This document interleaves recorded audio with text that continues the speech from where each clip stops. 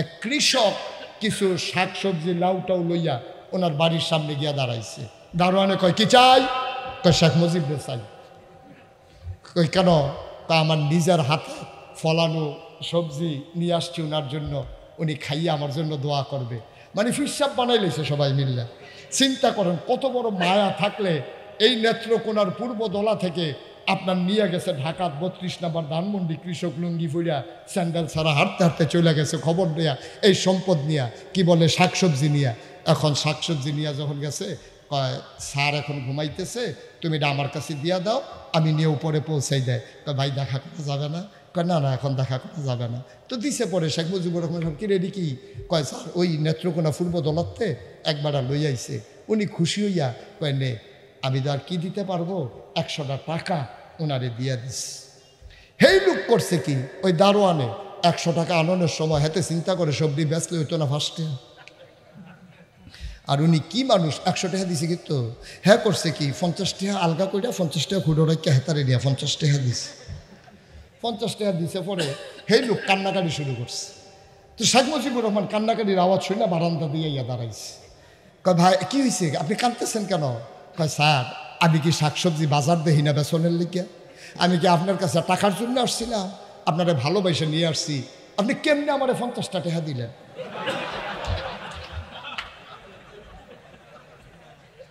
শেখ মুজিবুর রহমান সাহেব কয় কত? 50। উনি দুঃখ করে বলেছিলেন যেই দেশে দোতালাতে 100 টাকা নিচতালাত যাইতে যেতে 50 হইয়া জিজ্ঞায়, এই দেশ আফগান যাইতো না রে, এই দেশের খবর আছে। আমরা সেই সোনার মানুষ। এই জন্যই বিগত প্রধানমন্ত্রী সোশ্যাল মিডিয়ার সামনে, ইলেকট্রনিক্স মিডিয়ার সামনে, প্রিন্ট মিডিয়ার সামনে গর্ব করে কয়, হাসতে হাসতে কয়, আমার দেশের আমার একটা পিয়ন 400 কোটি টাকার মালিক। এই কথাটা উনি বললো কেমনে? এটা কি বিবেক আমার ধরে নাই না? এই কথাটা কই চলে গেছে? আমেরিকার তারা কি মনে করবো আমরা?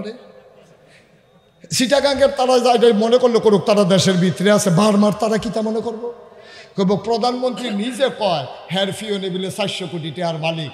কপাল মালা কেউ জিগাই না আসিল না। কেউ যদি জিগাই তো ফিওনে 400, আপনি জানি কত? ওয়াজ কি উফরে পড়তে আছে? দইরা বইয়েন।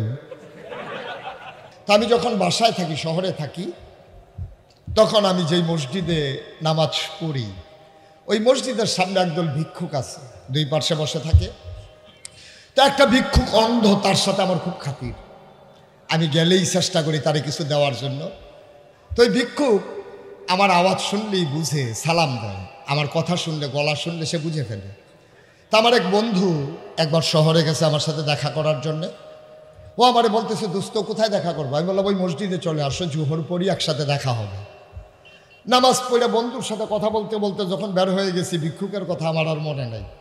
তা আমরা কথা বলতে বলতে ভিক্ষুক যখন ক্রস করছি, ভিক্ষুক আমার গলার আওয়াজ শুনে বুঝে ফেলছে আমি পার হয়ে যাইতেছি। তখন ভিক্ষুক আমারে কইতেছে, হুজুর যাইতেছেন গা? আমি কারে না, আইতে আসছি। তখন আমি আবার ফিরা গিয়া আমার দুস্থকে বললাম, এই যে চোখে দেখে না, লোকটা সাংঘাতিক বুদ্ধি। সে তো চোখেই দেখে না, কিসের বুদ্ধি? আমি এখন ইটার পাইবে। তা আমি ওনার কাছে গিয়া, ভিক্ষুকটার কাছে গিয়া একটা 10 টাকার নোট বার করে তার হাতে দিয়া বললাম, ভাই আজকে আমার মনে বড় আনন্দ, আমার দুস্থ আসছে, এই জন্য তোমার 100 টাকার নোট দিলাম। দিছি কত? কথা কয় না দেখি। কইছি কত? সেই লোক টাকাটা হাতে নিয়ে এরকম হাতে নিছে, নিয়ে সেটা কি জানি দেখা আমার দিকে হাসি দিয়া কয়, শয়তানি করে। আমি কই কি শয়তানি? কই 10 টিকা। এতবার পালাবো না বলে পালাই যেতে পারি না, আমাদের বিশ্বাসই ছিল। আজব কারণ, নাউজুবিল্লাহ বলবেন না? একটা মানুষ এতবার বলার পর একটা লজ্জা সরব হতো আছে, কিন্তু কিভাবে পালাইলো আমার এটা বুঝেই আসে না। কত চালাক হইছে! এমনি উদাম করে যখন সিহন জিংলা দিয়া দিমু, টার পাইবা ফাতফাত ফাতফাত করে। সবাই পড়ে না আমিন? জুড়ে পড়ে না আমিন? বলে আল্লাহ বলছেন, ওই একদল মানুষ ওরা জানোয়ারের চাইতে নিকৃষ্ট। খেয়াল করে দেখেন, আপনি দুপুরবেলা খেতে বসেছেন, আপনি খাওয়ার পরে একটু ঝোঁটা কাটা আপনি দরজায় দিয়েছেন, নিকৃষ্ট কুকুর আপনার এই একটু ঝোঁটা কাটা খাইছে দুপুরবেলা, আপনার মনেও নাই কুকুরের কথা। সে একটু ঝোঁটা কাটা খাওয়া কুকুরটা আপনি যখন মাঝরাতে, আপনি গরিব মানুষ, আপনার অ্যাটাচড বাথরুম নাই, ওয়াশরুম নাই, আপনার ওয়াশরুম বাড়ির আঙ্গিনায় ঘাটায়, আপনি মাঝরাতে যখন এই প্রস্রাবের চাপ হয়েছে, আপনি ওয়াশরুমে যাওয়ার জন্য দরজা খুলে দেখেন ওই যে দুপুরবেলা একটু ঝোঁটা কাটা খাইছিল ওই কুকুরটা আপনার দরজায় বসে আছে, ঠিক কিনা কন? তো কুকুরটা আপনার দেখেই ম্যাজ নাড়তেছে, আপনি যেন জিজ্ঞেস করতেছেন কিরে ঘুম নাই? কুকুর যেন বুঝে আপনারে বলতেছে ভাই ঘুমাইতে তো চাই, কিন্তু যখন মনে পড়ে আপনার একটু ঝোঁটা কাটা খাইয়া আমি জীবন ধারণ করেছি, আমি নিকৃষ্ট কুকুর হতে পারি কিন্তু আমি নিমক হারাম না, ঠিক করে।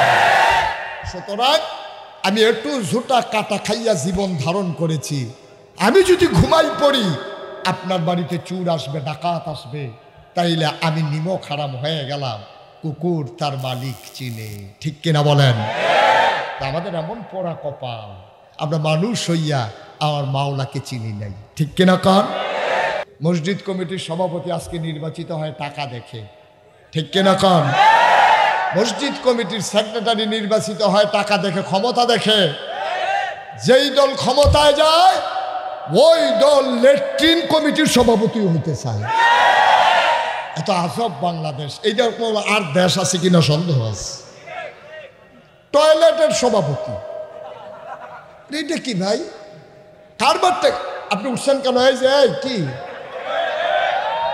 বসেন, ওয়াজ মাত্র শুরু হইছে না, আবার উঠতে যায়, দোকানটা খুলতে পারছি না, কয় বাহির দেন,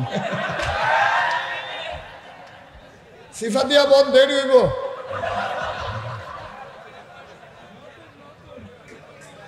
চিন্তাও করেন না উঠোনে, আর মনে করছে দূরের হুজুর উঠটা যাইগা। আমি দূরের হইতে পারি, আমার লুক আছে এখনো, আমি লুক শিখতে গেছি, ঠিক কিনা কও? একটু বসতে হবে ধৈর্য ধরে, আমিন কন। তাইলে যেই কথাটা বলছিলাম, আকলের দাম কম না বেশি? আকলের সাংঘাতিক দাম। আকলের যে কত দাম, তা আমার দেশে দেখবেন হাত আছে, নাক আছে, চোখ আছে, মুখ আছে, কিন্তু জানোয়ারের চাইতে নিকৃষ্ট। এটা কি আমার কথা না আল্লাহর কথা? ব্যাকল নির্বুধ, কত নির্বুধ দেখেন এই বাংলাদেশে।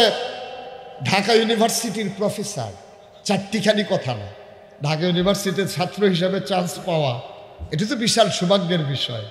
আর প্রফেসর, তাইলে এটা কি ছোট না বড়?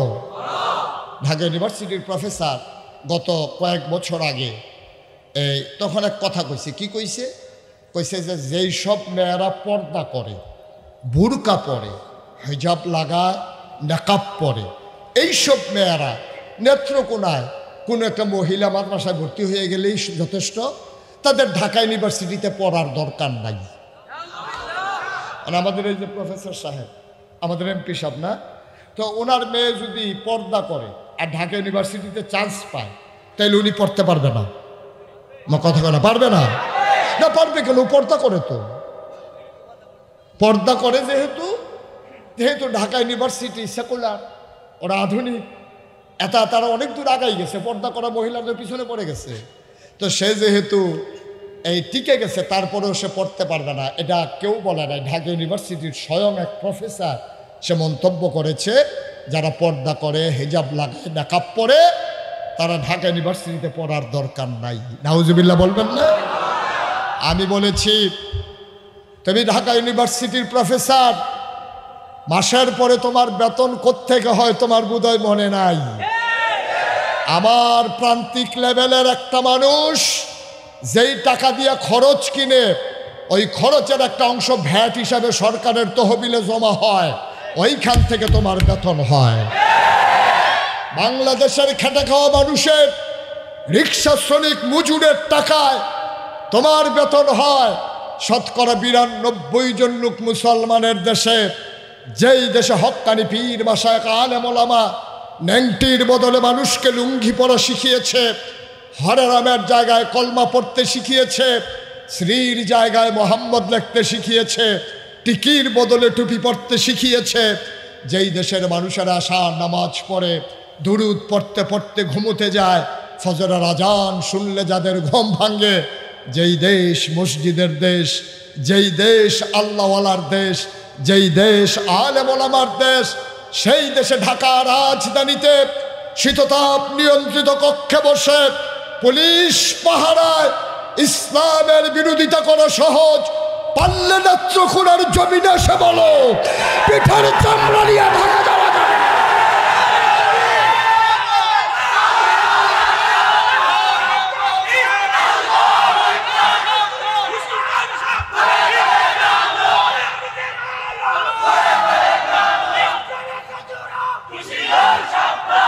সবাই পড়ে না আমিন।